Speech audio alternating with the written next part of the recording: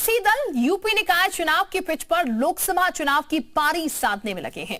नगर निकाय चुनाव को राजनीतिक दल खासतौर पर कांग्रेस और बसपा 2024 की बड़ी लड़ाई लड़ने के लिए तैयारी के तौर पर समीकरण बनाकर लड़ रहे हैं।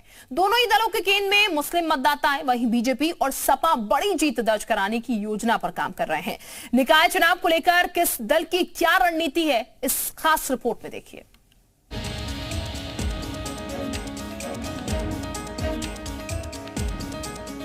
उत्तर प्रदेश का निकाय चुनाव ऐसे मौके पर हो रहा है जब राज्य में रामचरितमानस के खिलाफ राष्ट्रीय स्तर पर विपक्ष की गोलबंदी शुरू हो गई है और उसी दौरान निकाय चुनाव के जरिए यूपी का जनादेश सबके सामने होगा। लोकसभा चुनाव से पहले हो रहे निकाय चुनाव को सत्ता का सेमीफाइनल माना जा रहा है। ऐसे में सभी दलों ने सूबे के शहरों में अपनी पकड़ मजबूत बनाने के लिए अपनी रणनीति को धार देना शुरू कर दिया है। लोकसभा का चुनाव हो, विधानसभा का चुनाव हो या फिर नगर निकाय का चुनाव, छोटे बड़े चुनाव से बीजेपी को कोई फर्क नहीं पड़ता। बीजेपी उसी लगन और शिद्दत से 24/7 काम करती है। इस बार यूपी के निकाय चुनाव पर पूरे देश की निगाहें टिकी हैं और यही वजह है कि निकाय चुनाव के रण में खुद सीएम योगी ने मोर्चा संभाल लिया है। निकाय चुनाव में सीएम योगी जनसभा करेंगे और जमकर चुनावी माहौल भी बनाएंगे।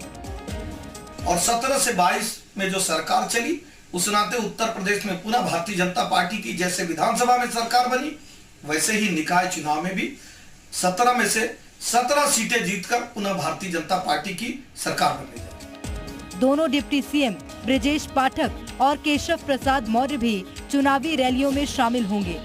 पार्टी के रणनीतिकारों ने 20 अप्रैल के बाद बड़े नेताओं के चुनावी सभा कराने का कार्यक्रम तैयार किया है। बीजेपी ने अपना दम दिखाने के लिए संगठन और सरकार दोनों को चुनावी मैदान में उतार दिया।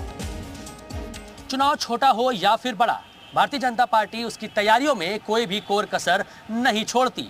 नगर निकाय चुनाव को लेकर भाजपा ने अभी से कमर कस ली है। मुख्यमंत्री योगी आदित्यनाथ खुद बड़ी पालिकाओं में और नगर निगम में चुनाव प्रचार का जिम्मा उठाएंगे। इसी के साथ ही दोनों डिप्टी सीएम ब्रजेश पाठक और केशव प्रसाद मौर्य भी अलग अलग जगहों पर जाकर चुनाव प्रचार प्रसार करेंगे।